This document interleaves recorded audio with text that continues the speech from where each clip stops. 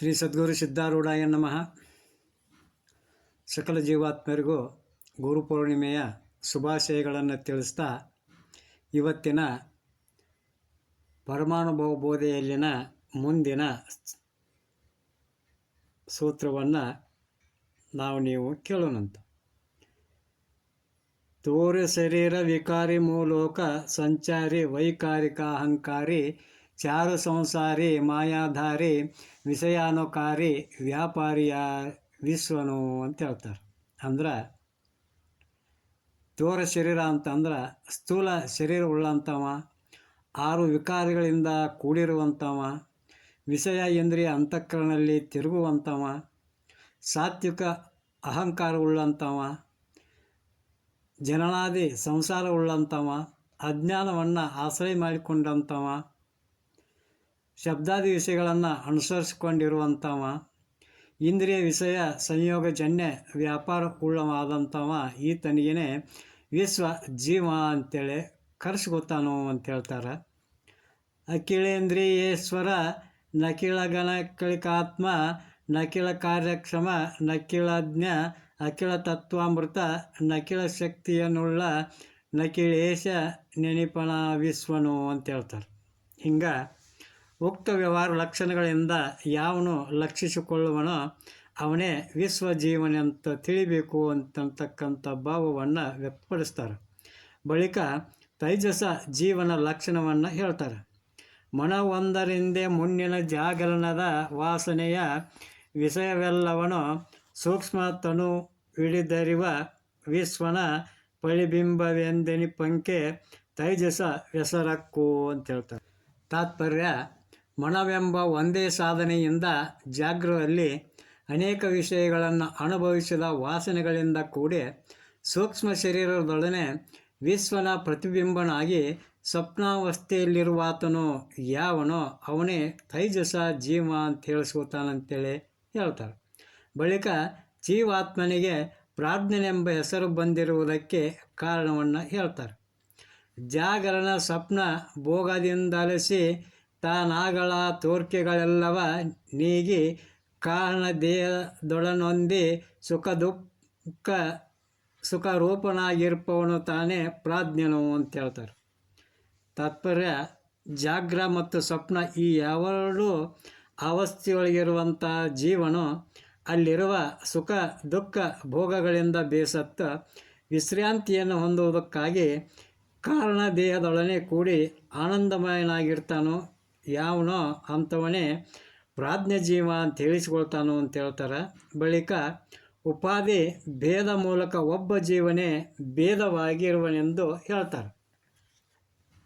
ಹೆಂಗಪ್ಪ ಅಂತಂದ್ರೆ ತನು ಭೇದದಿಂತಂಕರಣ ಭೇದದೇ ಗುಣದನು ಭೇದದಿಂದಾವಸ್ಥಾ ಭೇದ ಜನಿಪುದರಿಂದೋರ್ವ ಜೀವಂಗೆ ಮೂವಿದೆ ಎನಿಪುದೆಂತರೆ ಜೀವತ್ರಯವನು ಅಂತ.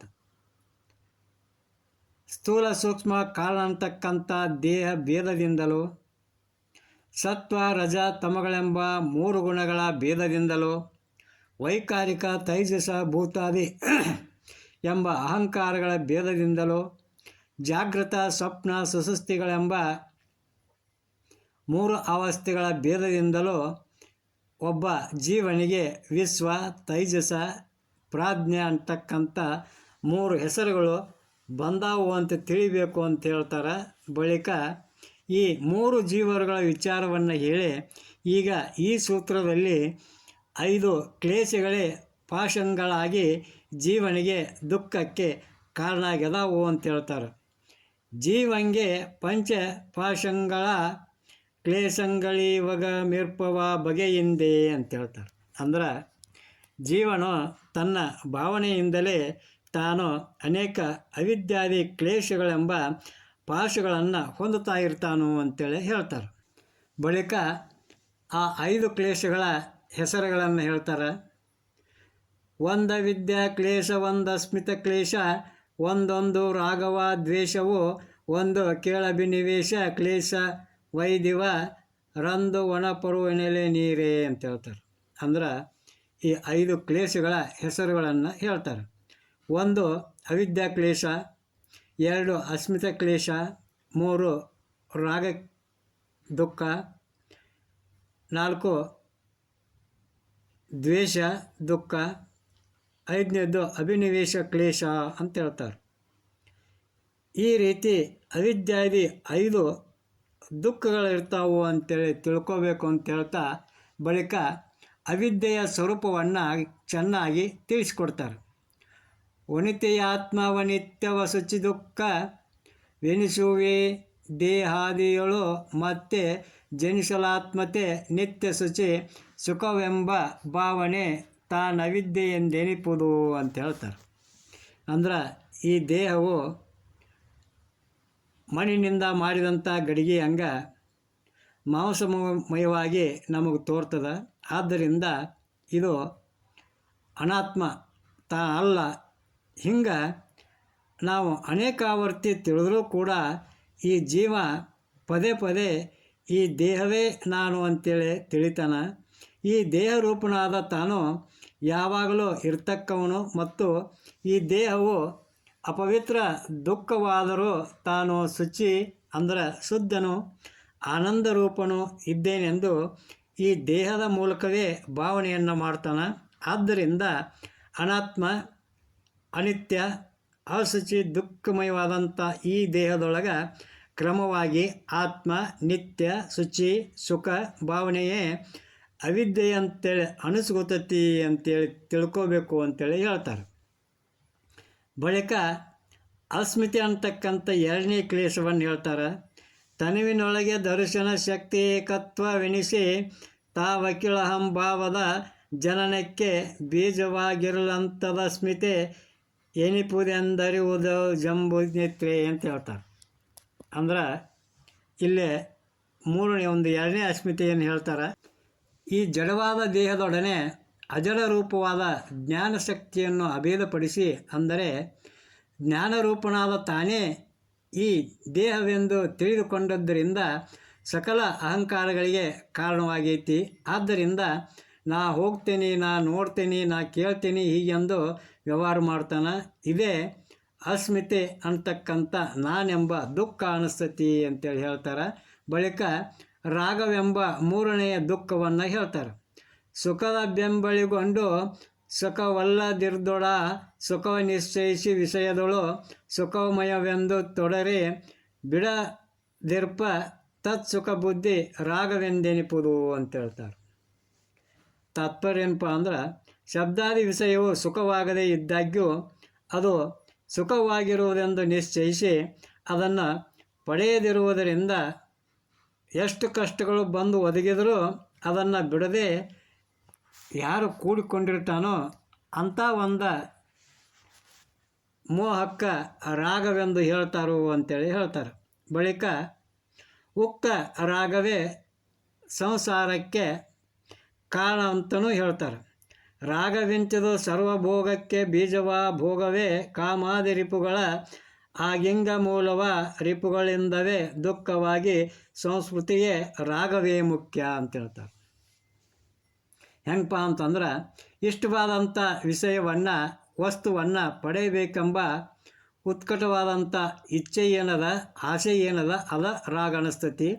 ಇದರಿಂದ ಸುಖ ದುಃಖ ರೂಪ ಅನ್ಯತರವಾದ ಭೋಗವಾಕ್ಕತಿ. ಇದರಿಂದ ಕಾಮಕ್ರೋಧಾದಿ ಶತ್ರುಗಳು ಉತ್ಪನ್ನ ಆಕ್ಕವು. ಅವುಗಳಿಂದ ಸಂಸಾರ ಅನ್ನುವಂಥದ್ದು ವೃದ್ಧಿ ಆಕ್ಕತಿ.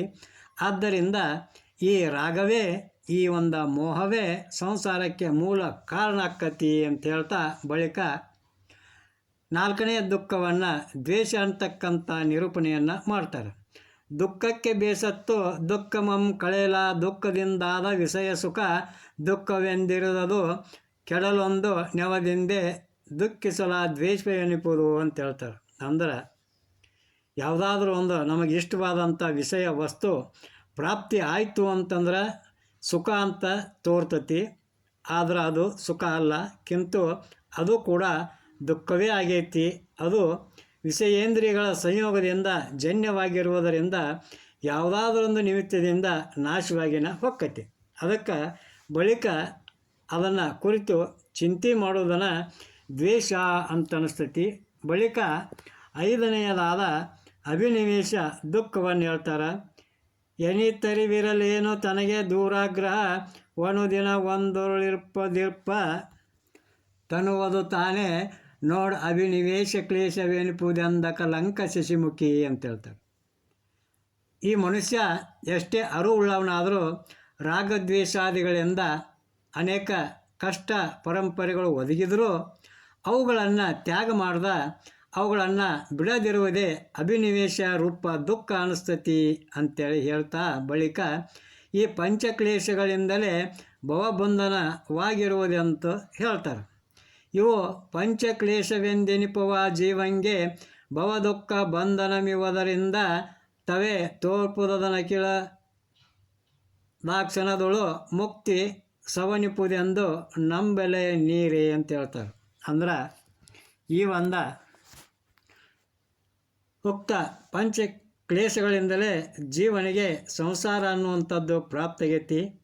ಇಂಥ ಸಂಸಾರದ ಜಂಜಾಟವನ್ನು ಜೀವನ ಬಿಟ್ಟು ಕೂಡಲಿನ ಅವನಿಗೆ ಮುಕ್ತಿ ಅನ್ನುವಂಥದ್ದು ಲಭಿಸ್ತತಿ ಅಂತ ಹೇಳ್ತಾ ಇವತ್ತಿನ ಈ ಕಾರ್ಯಕ್ರಮಕ್ಕೆ ಮುಕ್ತಾಯ ಹೇಳೋಣಂತ.